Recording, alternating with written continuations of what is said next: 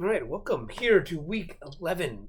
Really wrapping things up, getting through. Well, I mean, in this class, this is kind of this is sort of the end of broad world religions. Um, we've done the Abrahamic religion. Now we've done sort of the South Asian religion. So these are the main ones for the remainder of class. We'll kind of look at sort of more regional religions, though they're all, excuse me, they're all significant in their own way. We'll just kind of look at them a little bit. Starting next week, we're going to go to Polynesia and Hawaii and look at some of the religions and traditions that are from Oceania.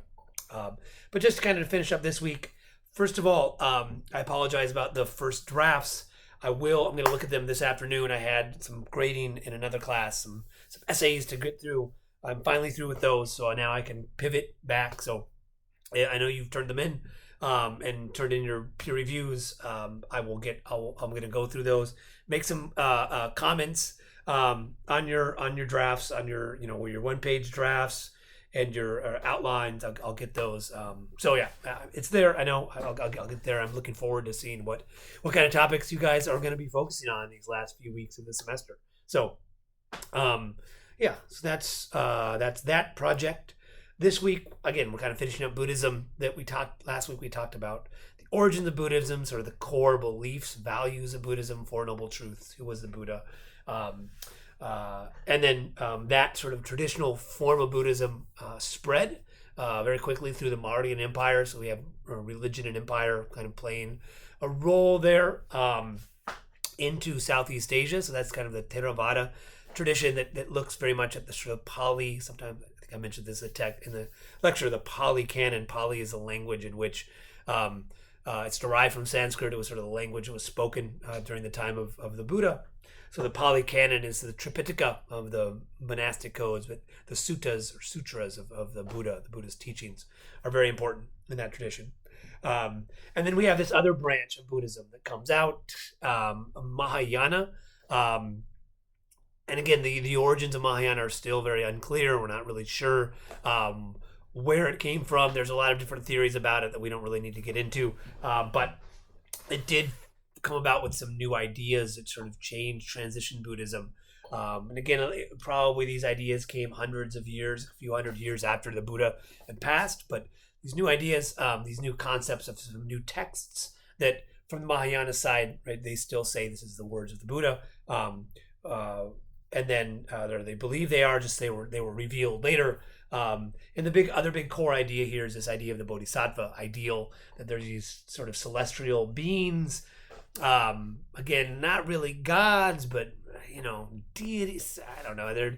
They're enlightened beings, right? That have certain properties that people can worship. So, um, uh, yeah, and then so that's kind of another form of Mahayana Buddhism, that they have these main figures, these worlds, Amitabha, Avalokiteshvara, Manjushri. I gave some examples, Baishenji Guru, some of these people, and there's a few of them.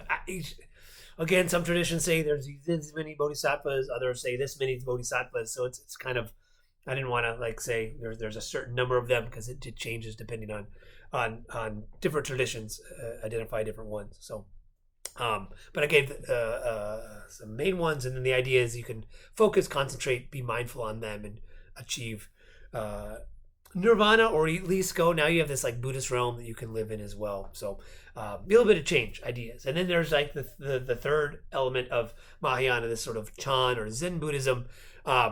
Where it's very personal based, where it's mindfulness, discipline is what gets you there. Started with this guy Bodhidharma in the 6th century during Tang period of China, but then spread particularly into Japan, and this sort of Zen Buddhism became very important there.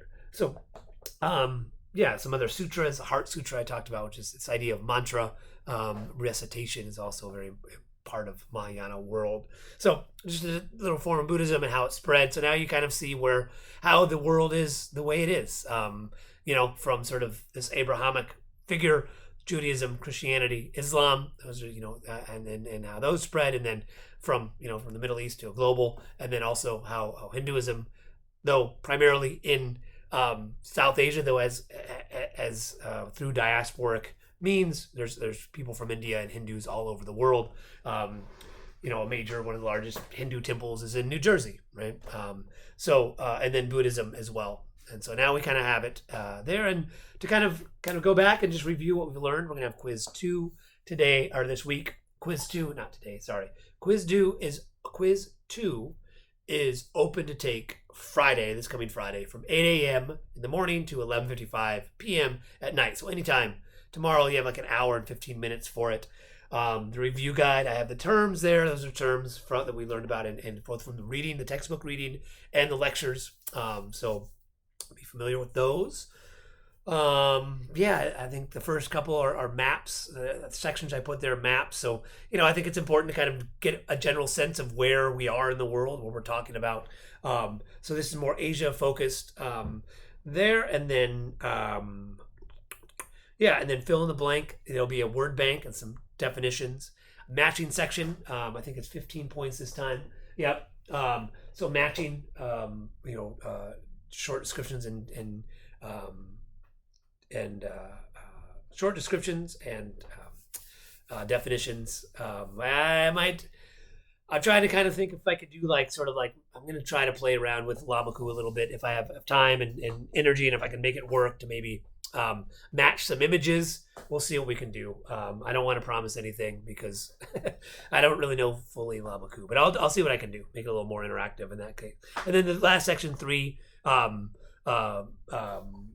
short responses, and these are going to be kind of Buddhism, Hinduism related, just sort of reflecting on the course materials. What have we learned over that? And do please, I'm going to be emphasizing that you use the course materials in your responses for these, right? I don't want just to, whatever the internet says about this.